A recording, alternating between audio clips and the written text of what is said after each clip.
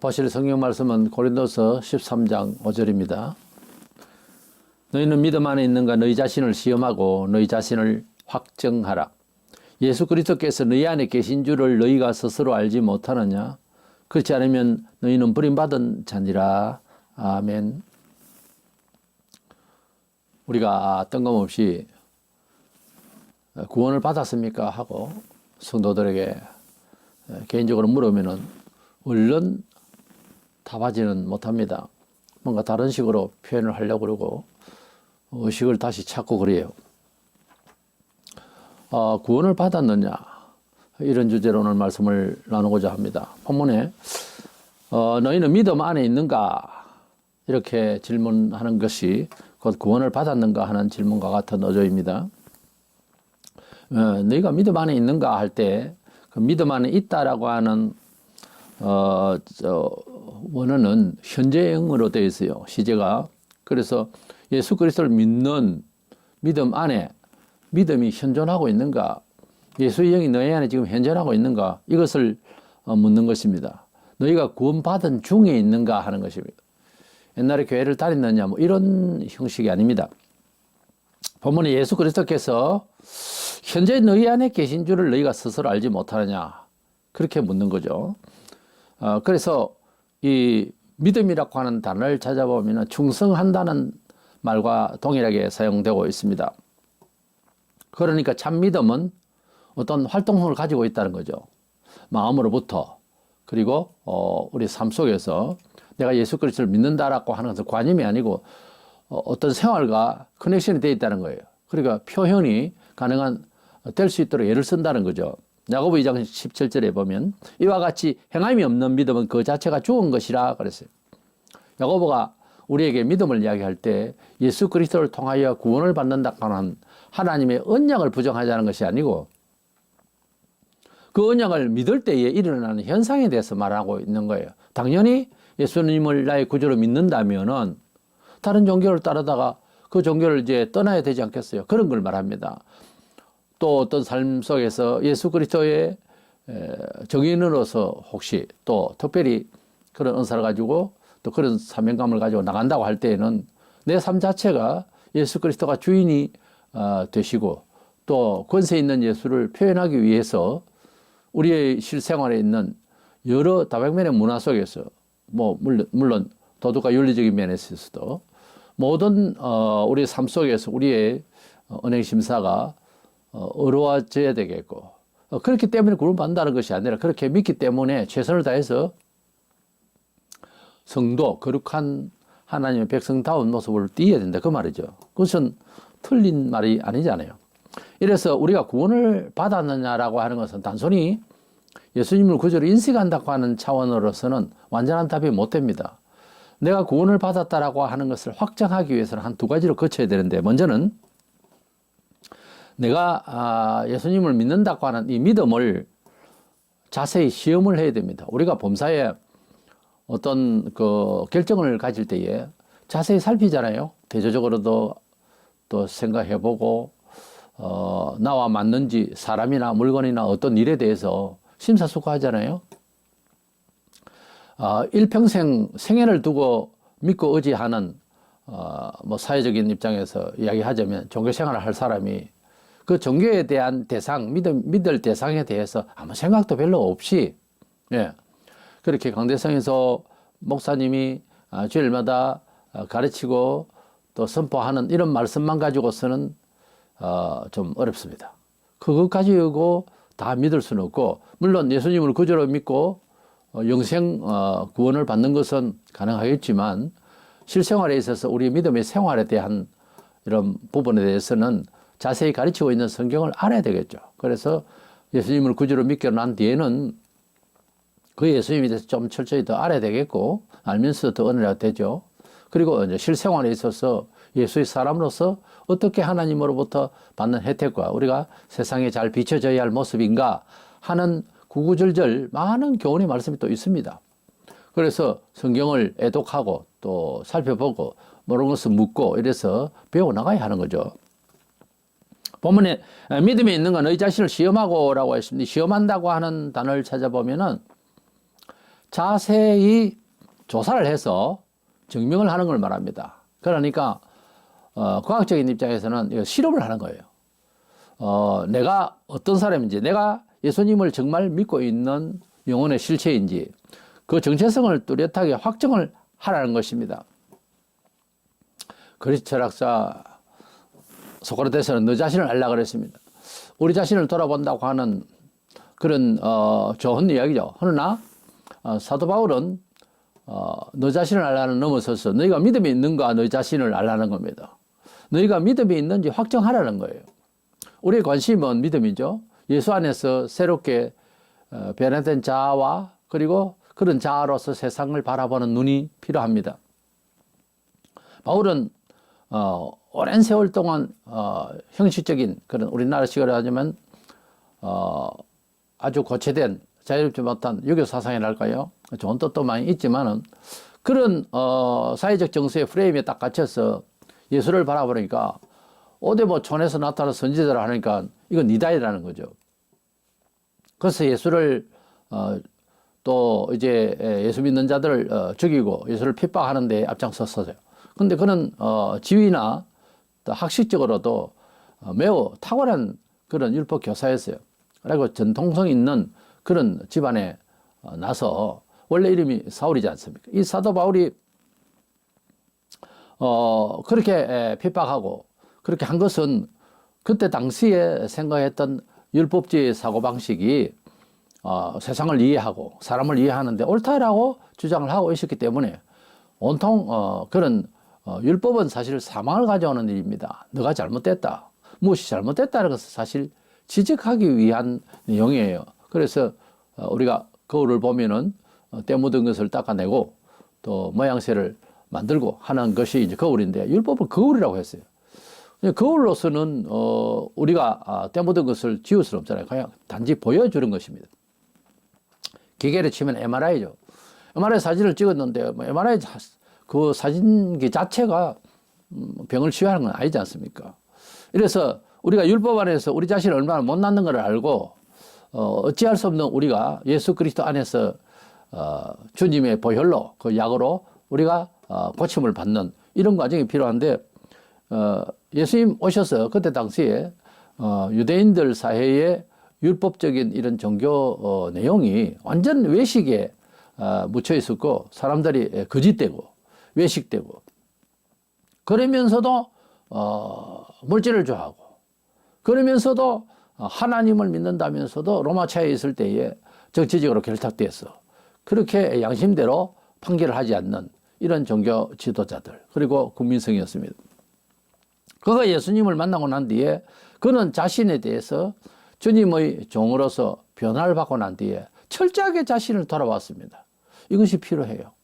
우리가 어떤 시대에 살든지 간에 뭐 사람들 사이에서는 자존심을 세우더라도 하나님 앞에서는 완전히 초계같이 부서져야 됩니다. 그래서 그런 흔적이 보여야 됩니다. 성도는 자기 자신이 하나님 앞에서 얼마나 못나고 죄인인가 하는 것을 철저히 아주 섬세하게 남과 비교할 필요가 없어요.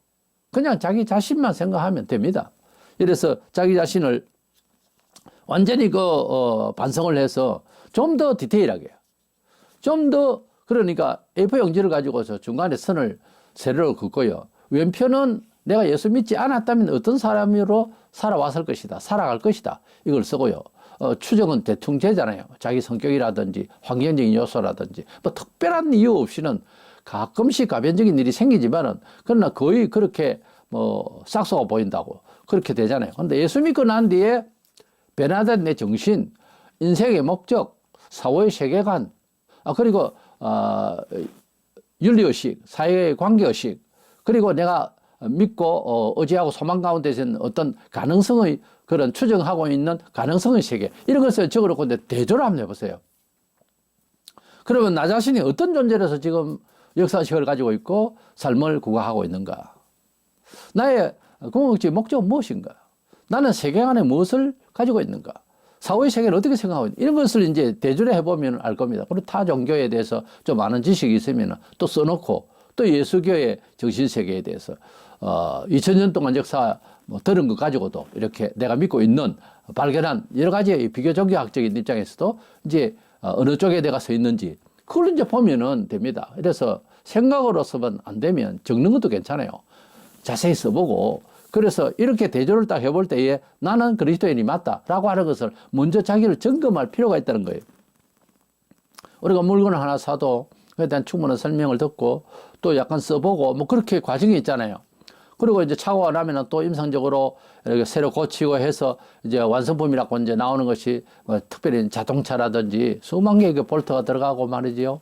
여러 가지 그 하는 이런 비행기나 이런 것들은 그냥 되는 것이 아니지 않습니까? 이래서 소프트웨어든 하드웨어든 간에 여러 가지 실험을 거치고 그렇게 합니다. 우리가 사람으로서 가지고 있는 것 중에서 남들에게 듣는 것을 그냥 수용하는 것이 8, 90%입니다. 근데 믿다가 나중에 이제 착오가 나면 함께 다 이제 망하게 되는 이런 일이 참 허다하죠. 그리고 뭐 은행을 믿는다. 은행을 믿죠. 기관을, 공공기관을 믿는다. 그게 이제 부서지면은 내 것이 하나도 없어요. 그런 경험을 지금 들어 하잖아요. 계속해서. 그러니까 좀 더 디테일하게 아주 세밀하게 잘 분석을 하고 좀 더 객관성 있게 그렇게 이제 세상을 살려고 하는 것이 중요해요. 생각 없이 살다가 이제 망하는 거예요. 속는다는 것도 사기치고 속이는 사람도 뭐 어지간해요. 아주 지능이 그쪽으로 발달해서 근데 많은 사람은 다 속아요.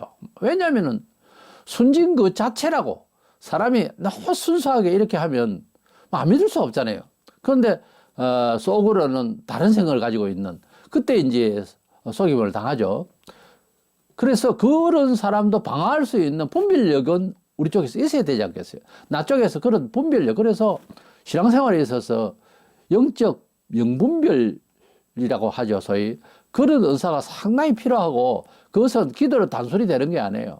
뭐 회개하고 정말 뭐 이제 고통스러운 그런 주님을 따라가는 과정에 일어나는 이런 여러 가지 문화적인 조직적인 이런 사회 속에서의 부딪히는 이런 십자가적인 이런 일들을 당하고 인내해야 되겠고요. 그리고 주님의 교훈대로 정말 용서할 수 없는 사람이지만 용서도 한번 해볼 수 있는 그런 기회를 갖게 되고요. 이런 여러 가지 신앙의 훈련의 과정이 또 필요한데 먼저는 성경을 많이 읽고 성경을 통하여 바라보이는 그런 안목을 그런 영안을 열 수 있는 기회를 얻어야 됩니다. 그래서 성경을 멀리하고 성경을 잘 모르는 사람이 옳고 그름을 성과 속을 거룩한 것과 속된 것을 구별한다고 하는 것은 사실 어려운 거예요. 뭐 기도해가지고 뭘 알았다 하는 것도 어느 정도 것이지 좀 더 전체적이고 객관성 있는 성경적인 그런 영안을 열어서 분석하고 이해하고 하기는 좀 어렵습니다. 그래서 성경을 공부를 좀 많이 해야 되겠고 많이 들어야 되겠고 많이 첫째 읽어야 되겠죠. 어쨌든 자기 자신의 믿음을 시험해보는 아주 그 철저히 테스팅하는 그런 것을 통해서 나는 어느 정도 믿음을 갖고 있고 믿음의 색깔을 치자면 어떤 색이다 하는 것이 이제 분명해지는 그런 자기 발견, 그리스도인 다움에 대한 자기 자신의 믿음의 그 어떤 성질과 그리고 정도와 그리고 그 태도에 대해서 명확히 아는 것이 필요합니다. 이렇게 조사해서 두 번째로는 믿음을 아주 확정을 해야 되는데 이것은 정명입니다. 우리가 하나님을 믿는다. 또 예수 그리스도가 나의 생명의 주님이시다. 나의 인생의 주인이시기 때문에 내 생애를 전체 주님께 올인할 수 있다. 이렇게 이제 자기 자신을 그렇게 알고 그렇게 믿고 있고 하는 자기 정체성이 분명하다면 그 정체성을 말로서만 해서는 안 되겠고 증명을 해야 되겠죠. 예수님께서 내가 하나님의 아들이 있다. 하나님은 너희 하나님은 나의 아버지다. 이렇게 말씀하셨을 때에 제자들도 3년 동안 배워도 사실 제대로 예수님에 대해서 깨닫지를 못했어요. 쭉 읽어보면은 과연 이 사람은 어떤 사람이냐 맨날 그런 생각만 가지고 있고 부활하시고 난 뒤에 나타나도 도깨비처럼 봤으니까 명확한 지식이라고 하는 것이 성자 하나님 옆에서 3년을 배워도 잘 모르는데 우리가 어떻게 그 명확하게 잘 알기가 어렵습니다. 사실. 그러나 하나님께서 이 시대를 이기고 자기 자신을 컨트롤 나가는 데 있어서 그 어떤 영분별력이라든지 이것은 노력을 잘 하면 또 되어져요. 그래서 이 시대에 맞는 지각을 또 하나님께서 주시니까요. 그냥 불가지론적인 거는 철학적인 개념으로서 하나님을 이해하려고 하면은 그건 안 되고요. 성경에 있는 그 하나님을 인정은 하는데 체감이 부족하잖아요. 그래서 그 체감은 아무나 할 수가 없는 거예요. 쉽게 할 수도 없고 그것을 뭐 간사하게 순간적으로 기회적으로 안 됩니다. 장사가 없어요. 모두가 다 훈련받아야 되고 고난을 격려하는 가운데서 영화가 열립니다. 각오를 해야 돼요. 기왕에 예수님을 더 잘 믿고 있고 또 기왕에 하나님과 소통하고 기왕에 우리의 믿음이 실생활에 있어서 그대로 표출이 되고 그대로 역사가 되고 관련이 되려면은 기왕이면 평생 믿을 예수인데 다니는 일마다 하나님 앞에 이제 말씀대로 이제 처리해 나가고 또 하나님 앞에 기도해서 응답받아서 나는 신앙생활을 하리라 이런 각오를 가지고 있으면은 빨리 신령한 그런 영안이 열려질 줄로 믿습니다. 이래서 우리가 우리 자신에 대해서 믿음의 사람이라고 하는 입장 정리가 되었다면 그것을 증명할 수 있는 데까지 이르러야 되는 것인데 예수님은 당신께서 하나님의 아들이다. 하나님의 아버지와 자기는 하나이고 친아들이다. 라고 이제 말씀을 하셨어요. 그 말씀을 하실 때에 유대인들이 그 증명을 대라 뭐 이런 이야기를 많이 했어요. 뭐 모세는 광야에서 하나님께서 만나를 주시기까지 하는 그런 지도자로서 있었다 이거죠. 그럼 당신은 뭘 보여줄 거냐? 뭐 이런저런 질문도 많이 있어요. 근데 예수님께서 이제 능력을 행하시는데 일반 선지자와 다른 그들의 고백이 그랬어요. 다른 말씀부터 시작해서 말씀을 듣는 것만 해도 그게 말을 듣고 완전히 사람이 변화를 받는 사람이 수도 없이 많아요. 그런데 그것이 또 뭐 사람이 말귀를 알아듣는 것도 또 사람마다 다릅니다만 능력을 행하셔서 자연을 지배하신다든가 바다를 잔잔케 하시고 바람을 잔잔케 하시고 죽은 자를 살리시고 뭐 이렇게 하시는 물로서 포도주를 만드시고 떡 5개 물고기들 5천 명을 먹이시고 하는 이런 역사를 통해서 창조주라고 하는 사실을 하나님의 아들이라고 하는 사실을 그 권세를 보여주셨어요. 그래 놓고 하신 말씀이 너희들이 내 말을 정히 믿고 싶지 않으면 내 하는 일을 봐서라도 믿으라 라고 하셨죠. 이래서 우리 자신의 정체성에 대해서 고백만으로 되는 것이 아니라 그것을 봐서 우리는 한 가지 배우는 것은 증명을 할 수 있어야 된다는 거죠. 우리가 예수님을 믿는다면 3년 동안 다니는데 그냥 묻혀 다니기만 하고 아무 그 고백도 없고 우리가 뭐 잘나서 자기를 표하라 그런 뜻이 아니라 누구든지 열이면 열, 백이면 백고 천이면 천 모두가 다 영광스러워야 되는 거예요. 내가 예수를 믿었더니 이런 고난을 받았지만 잘 참아보니까 이렇게 좋은 일이 생겼다든지 나는 예수님을 믿기 전에 이렇게 주장했는데 너무도 잘못된 것을 갖다 깨닫고 보니 나는 부자가 안 되고 나는 높은 자리를 안 올라가더라도 지금 나 여기에서 이런 실생활에서 내 직장 생활에서도 너무 내가 밝게 할 수 있고 이건 정말 하나님께서 나를 불러주시지 아니하셨다면 이렇게 나는 변화될 수가 없었다. 뭐 이런 정도만 들어도 뭐 찾아보는 사람이 얼굴이 환해져요 서로. 이래서 예수 믿으면은 증명이 돼야 됩니다. 말로서 첫째 증명이 돼야 되겠고 그 다음에 자기가 믿는 바를 고백하고 전도해야 되겠고 그래서 예수를 정말 믿는 사람은 예수를 전해요. 너무나 오래된 병을 앓고 힘들고 온 식구들도 앓고 있다가 어떤 뭐 대단한 병원도 아닌데 어떤 의원이 있어서 그 약을 이제 한 첩을 달여서 그래서 한 장을 먹었다 가령. 근데 그 병이 싹 나섰다고 할 때 가만히 있겠어요? 그 사람에 대해서 선전하라고 한 것이 아니라 너무도 감사하고 너무도 기쁘니까 전하게 되어 있는 거예요. 내 영혼이 변화를 받고 그 변화받은 것이 너무나도 실질적으로 실생활에서 바로 연결되어지는 이런 기쁨에 이런 어떤 형용할 수 없는 힘이 솟아날 때 그 변화받은 나 자신, 변화를 받게 하신 예수를 전하지 않을 수가 없어요. 논리적으로 그렇잖아요. 우리 경험이 다 그렇잖아요, 보통. 그래서 전도를 한 번도 안 해봤다. 라면 구원을 받았는지 지금 본문에 말한 대로 너희가 구원을 받았느냐 너희가 예수 안에 있느냐 하고 되묻고 싶다 그 말이에요. 우리가 예수님을 정말 믿는다면은 그 믿어지는 일에 대해서 여러 가지 신학적으로 학설이 있지만은 어쨌든 뭐 믿으라 했으니까 믿어야 될 것 아니에요. 그래서 정말 믿음은 믿어서 믿어지는 것이지 의심을 가지고 자꾸 그냥 대하면 안 믿어집니다. 기독교의 이 진리는 믿고 시작하는 거예요. 우리가 어떤 이름난 이야기, 사람에 대한 이야기를 들을 때 일단 믿고 그 사람 이야기를 듣잖아요.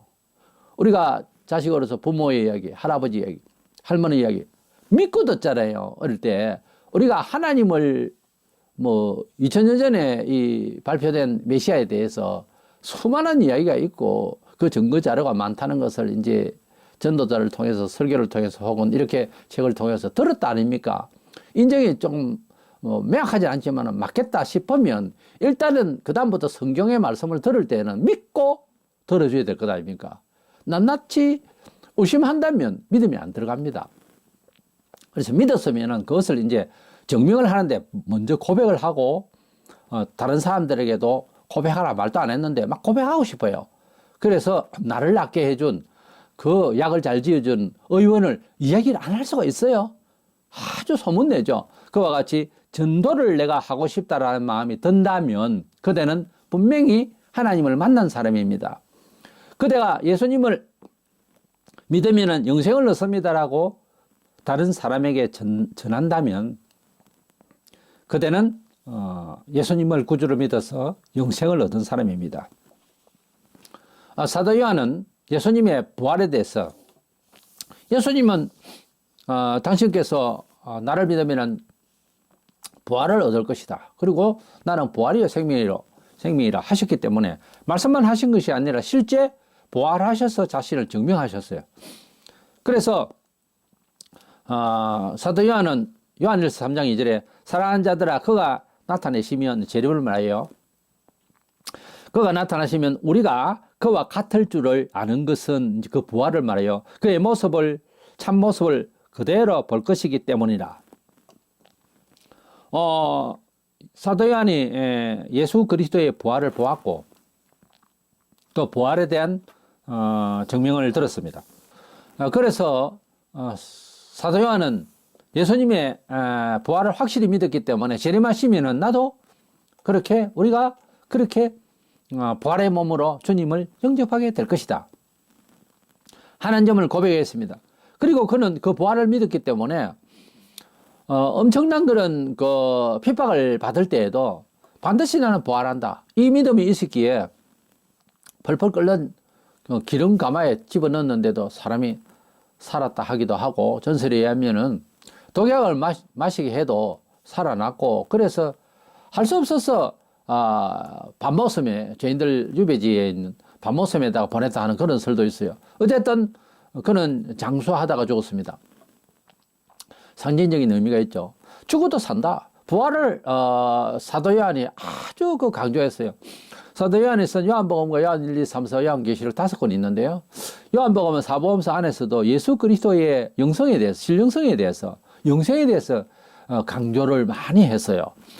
이렇게 그는 산선교를 정말 감행하면서 예수님의 부활을 증명을 했어요.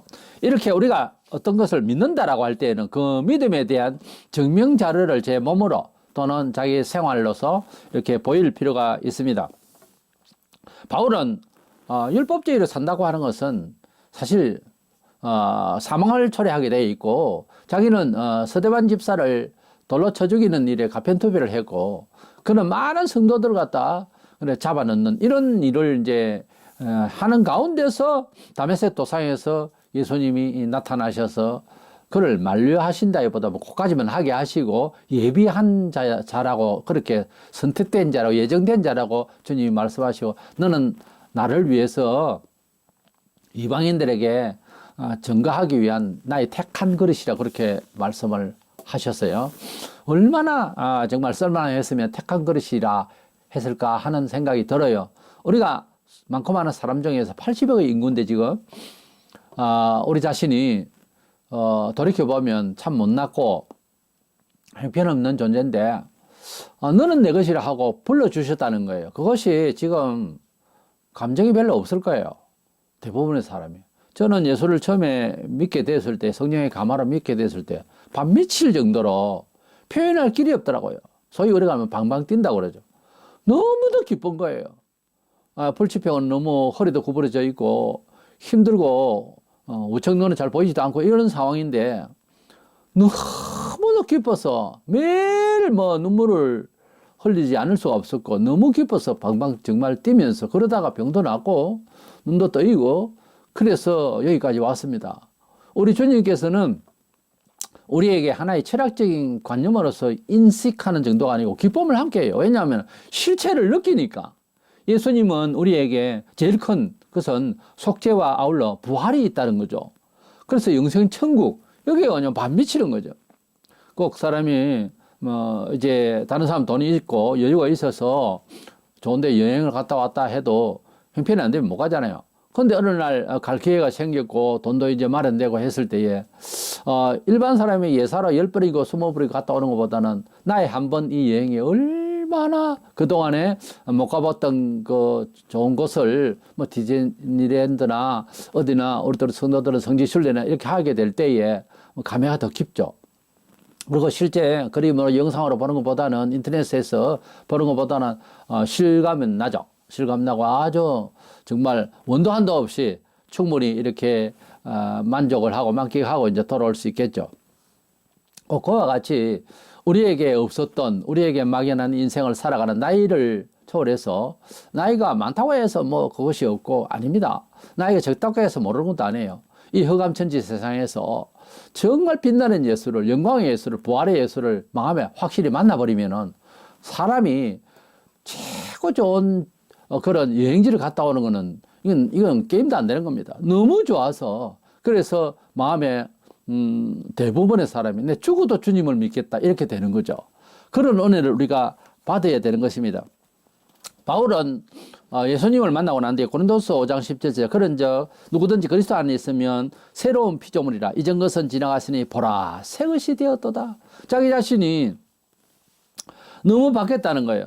우리가 예수님을 믿게 되면은 말하자면 이제 술 주정뱅이로서 뭐 이유가 있었겠죠. 계속 마셔야 되고 결국은 또 술이 사람을 마신다고 하는데 그런 알코올 중독자로 있다가 예수님을 어떻게 만났어요? 병원에서는 그 힘들거든요. 약으로 조절하기도 힘들건데 하루아침에 이제 술도 이제 보기도 싫고 그럴 경우가 발생해요. 그렇지 못하다고요? 그렇게 됩니다. 될 수가 있어요. 예수님을 만나면 한 방에 그냥 단숨에 딱 잘려나갑니다. 그런 기적이 있는 것을 믿으시기 바랍니다. 우리의 삶에서 정말 계속 끌고 다니는 이런 죄성이나 또는 병이나 이런 것들이 일순간적으로 정리가 될 수 있어요. 하나님께서 하시면 된다 이 말이에요. 그래서 그런 은혜를 간구해야 되는 거예요, 사실은. 바울이 율법적으로 해서가 율법적으로 사람을 난도질하고 정말 난도질이죠. 그렇게 살던 선생으로서 또 떳떳하게 또 살아가는 그런 율법 교사로서 대단한 사람이에요.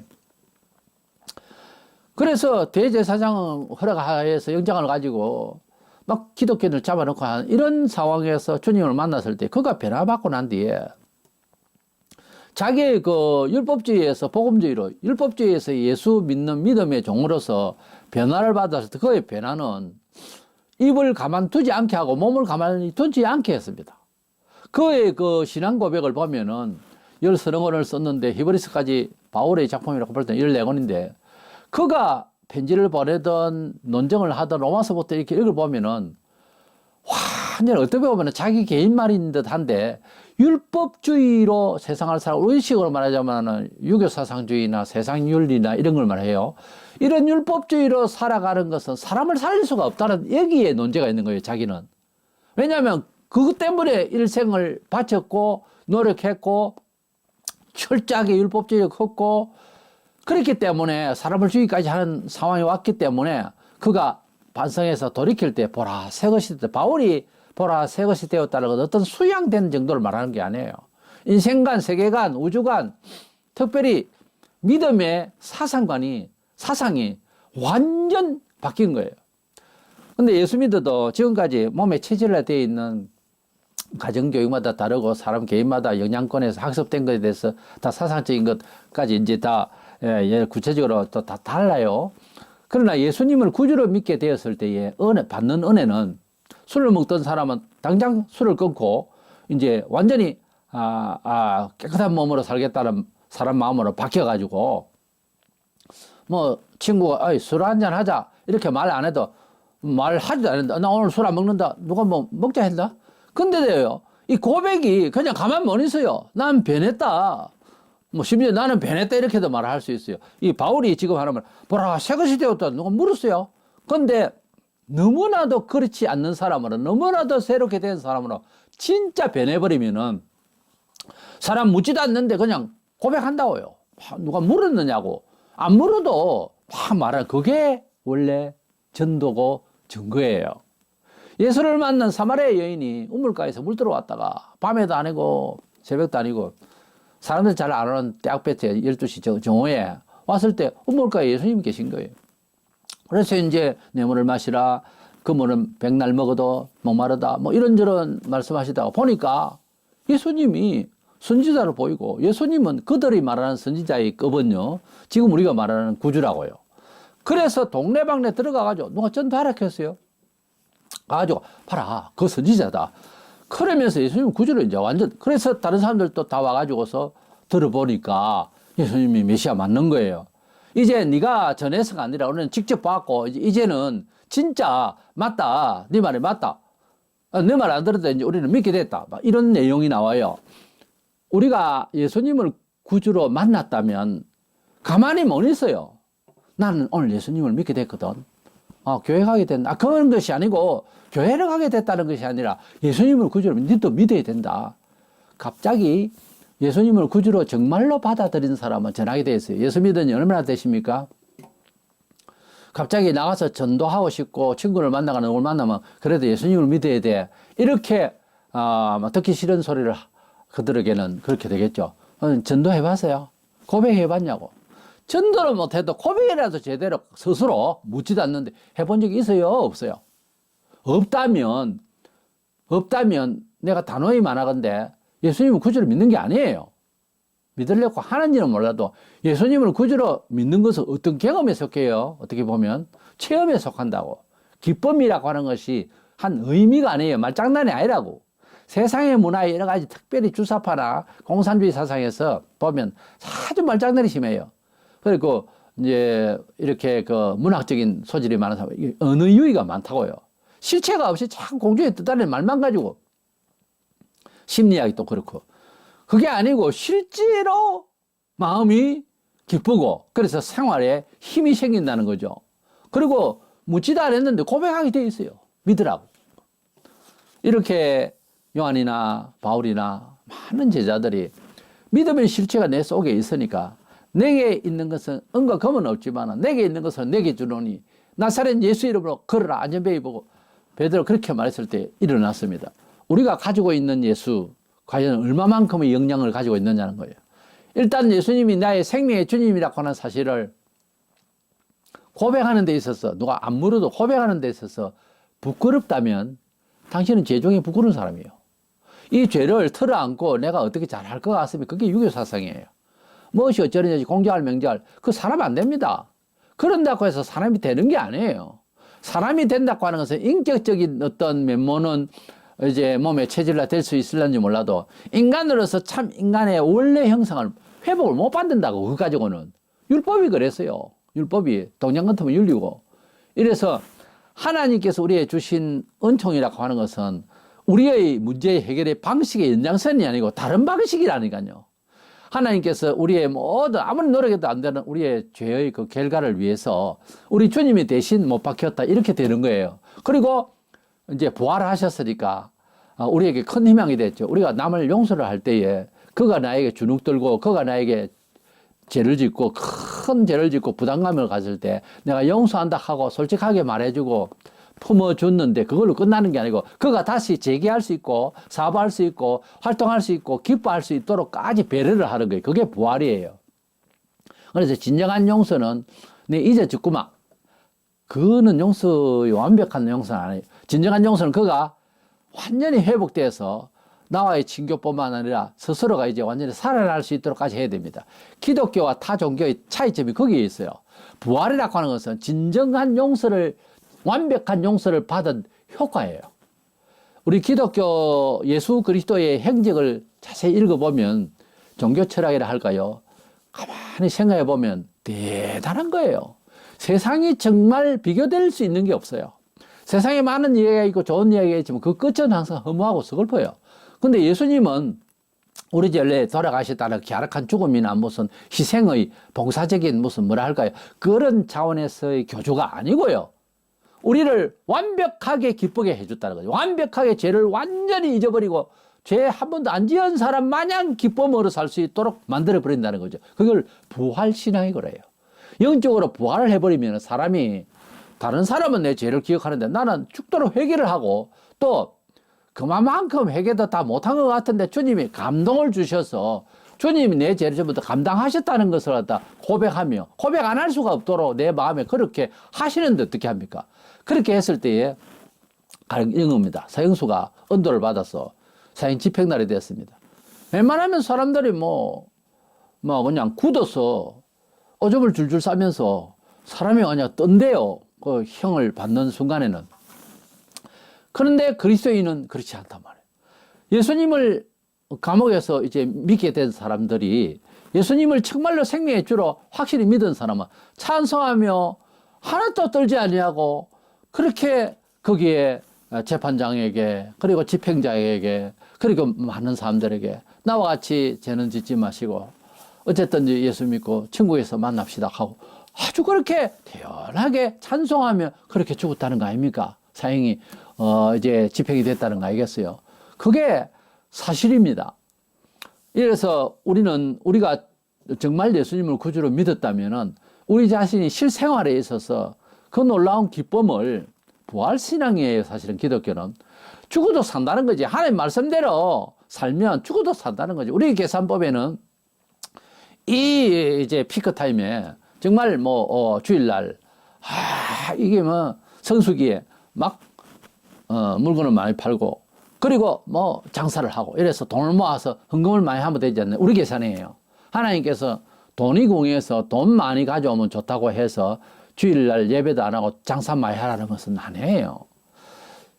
그리고 어떤 경우에는 어제 오다가 떨어질 때에 주일날 이제 이렇게 매칭이 안 되면은 이제 사업에 큰 지장이 있다든가 조직적인 이런 관리 체계에서 크게 무너진다든가 큰 위험을 안을 수가 있어요.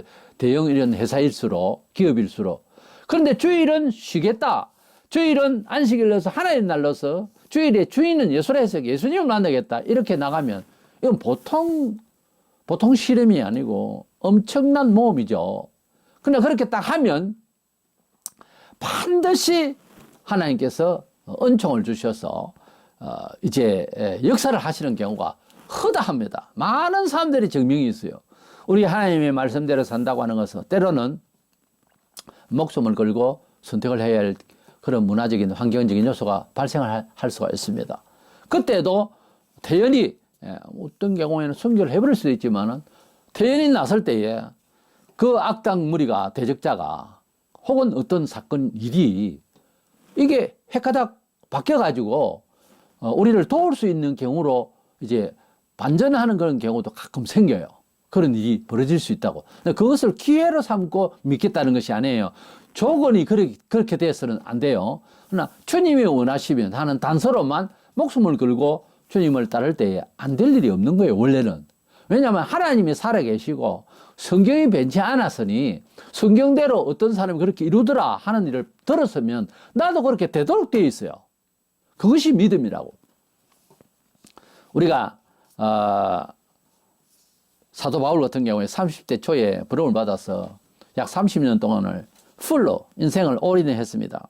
정말 율법주의로 살던 그가 예수 만나서 새 생명을 얻고 그 체험을 나누기 위해서 일생을 다하여 복음 전가하다 로마에 가서 목이 잘려서 그렇게 순교를 당하는 그런 바울이었습니다. 우리는 우리 삶 속에서 십자가 예수 그리스도만 정할 것이 아니고 다른 종교에도 희생, 봉사 이런 이야기 하니까요. 다른 교주도 그렇게 지금도 흔한 많은 교주들이 생기는데 좋은 이야기는 있겠죠. 대부분의 사기꾼들입니다만은. 그러나 우리 예수 그리스도는 부활을 하셨다. 어느 종교에서 부활했다는 이야기 들었어요? 교주가? 부활을 하셨으니까 완벽한 용서고 완벽한 정말 권세자고 완벽한 힘 있는 사람이란 말입니다. 그래서 우리 예수님을 믿는 이유에 대해서 타 종교와 여러 철학과 이런 것을 비교할 때에 어떤 분이라는 것 점은 내 마음속에 기쁨으로 이해하고 그리고 그 지식 가지고서 세상을 살아야 되지 않겠어요? 오늘 우리는 구원론의 첫 시작으로서 우리가 구원받았다 생각을 하고 교회를 잘 다니고 있습니다만은 물론 예수님을 구주로 믿고 있는 상황에서 교회를 다닌다면은 구원받은 것이 맞겠죠.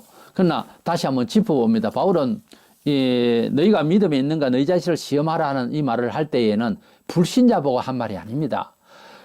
이것은 고린도 교인들 보고 하는 말이에요. 고린도 교회는 당시에 상업도시고 참 부자였습니다. 물질만 들어가면 이 믿음이 자꾸만 약해지고요. 인간적으로 좀 이렇게 위세를 하고 이래요. 사람은 역사 속에서 항상 그랬잖아요. 풍요하면 타락해요. 그래서 이 교회가 참 고린도전서 후서를 보면은 바울이 막 분노를 하고 그래요.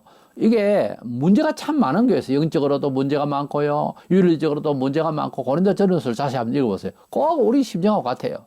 고린도 교회가 형편이 없었어요. 이래서 정말 믿나? 정말 믿으면 믿음을 보이라 이거죠. 그래서 너희가 믿음이 있는가 너희를 자신을 확정하라. 너희 정체성을 확정하라. 그 이야기예요. 우리가 혹시 이런 시대에 살면서 기독교인이네 하지만은 정말 기독교인으로서 활성화되어 있는 나 자신인가? 이것을 반성부터 하고 이야기를 하려고 하는 겁니다. 이래서 앞으로 이제 구원론에 대해서 좀 더 디테일하게, 좀 더 실질적으로 서로 주고받고 이 말씀을 통하여서 이 구원에 대한 말씀을 통하여서 우리 주님 오시는 그날을 그대로 연결되어지면서 세상을 이겨내는 힘이 나는 그런 생명의 말씀들이 다 되어서 은혜 받는 저와 여러분 되시기를 주의 이름으로 축원합니다.